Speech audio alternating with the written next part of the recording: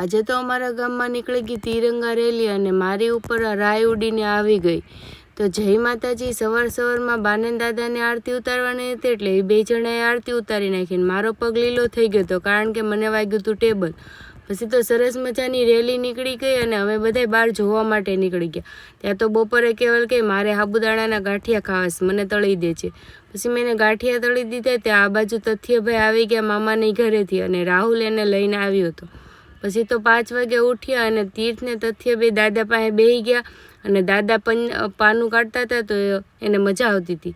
પછી પાગા કાકા તેડવા માટે આવી ગયા એટલે બે ભાઈઓને ઘરે જવું હતું એટલે પાગા કાકા કે હું બેને ઘરે તેડીને જાઉં. પછી તો હું રોંઢો કરવા બેસી ગઈ અને લઈ લીધું શાક અને ભાત. કોને કોને મારી જેમ શાક ભાત ભાવે કમેન્ટ કરી દેજો. પછી હાવણી લઈ લીધી ને ફટાફટ બધેથી વાળી નાખ્યું. અને પછી તો વહેલા રાંધવાનું હતું એટલે ફટાફટ મેં તેલ મૂકી દીધું અને આ બાજુ વાલોળનું શાક બનાવવાનું હતું એટલે વાલોળ હમે કરેલી જ હતી એટલે ફટાફટ મેં શાક બનાવી નાખ્યું. ત્યાં તો રાઈ ઉડીને મારા હાથ ઉપર આવી ગઈ. પછી તો મેં પણ રાઈ ઉપર નાખી દીધી વાલોળ. પછી સરસ મજાની રોટલી બનાવી નાખી ગરમા ગરમ અને ફઈને બિયા ખાવાતા શેકેલા એટલે મેં ફટાફટ સિંગના બિયા શેકી દીધા.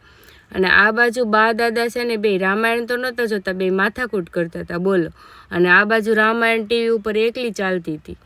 પછી તો હું બધા આરતી માટે આવી ગયા અને બધાએ સરસ મજાની આરતી કરી લીધી.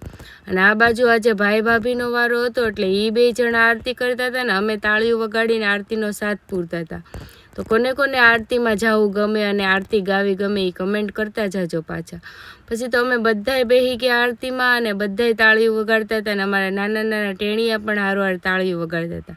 પછી તો હુવાનો ટાઈમ થઈ ગયો એટલે પાણીનો કળશો હારે જોઈ જ તે તીર્થને તથ્યને પીવા માટે. તો કમેન્ટ કરી દેજો કોને કોને અમારો વ્લોગ જોવો ગમે છે અને લાઇક શેર સબસ્ક્રાઈબ કરતા જજો. અને હા, ઇન્સ્ટાગ્રામમાં જોતા હોય તો ફોલો કરવાનું ભૂલતા નહીં.